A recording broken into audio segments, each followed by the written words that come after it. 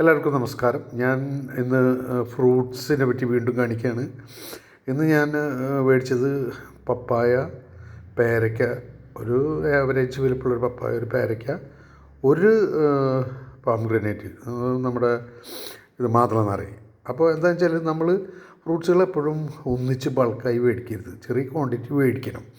നല്ലത് നോക്കി സെലക്ട് ചെയ്ത് മേടിക്കുക. ഫ്രിഡ്ജിൽ അധികം വെച്ച് ഉപയോഗിക്കാതിരിക്കാൻ വേണ്ടി ഡെയിലി ഞാൻ മേടിക്കും, അല്ലെങ്കിൽ ഓൾട്ടർനേറ്റിംഗ് ഡേയ്സ്. അപ്പോൾ എന്താണെന്ന് വെച്ചാൽ എനിക്ക് ആകെ 155 രൂപയുള്ളൂ. ഇത്രയും സാധനങ്ങളെ ഞാൻ മേടിച്ചുള്ളൂ. അപ്പോൾ 1 കിലോന് താഴെ പപ്പായ, ഏകദേശം 1/2 കിലോന് ഒരൊറ്റ പോംഗ്രനേറ്റ് ഉണ്ടായിരുന്നു. മറ്റേ പേരയ്ക്ക രണ്ടും കൂടി വേണമെങ്കിൽ 1/2 കിലോ, അത്ര തന്നെയുള്ളൂ. അത് 155 രൂപ. അപ്പോൾ നമ്മൾ എപ്പോഴും മേടിക്കുമ്പോൾ ഓരോന്നിൻ്റെയും എടുത്തതിന് ശേഷം വിലയും കൂടി ചോദിക്കണം.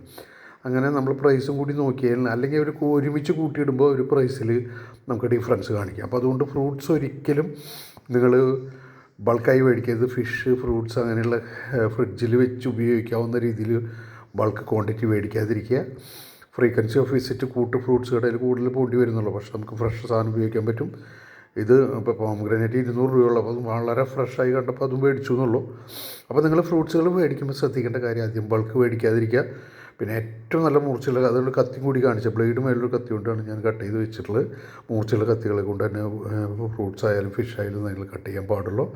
പിന്നെ കട്ട് ചെയ്യുന്നതിന് മുമ്പ് ഏത് ഫ്രൂട്ട്സും കഴുകണം. പേരയ്ക്കായാലും തണ്ണിമത്തനായാലും പപ്പായ ആയാലും കഴുകിയിട്ടേ കട്ട് ചെയ്യാൻ പാടുള്ളൂ.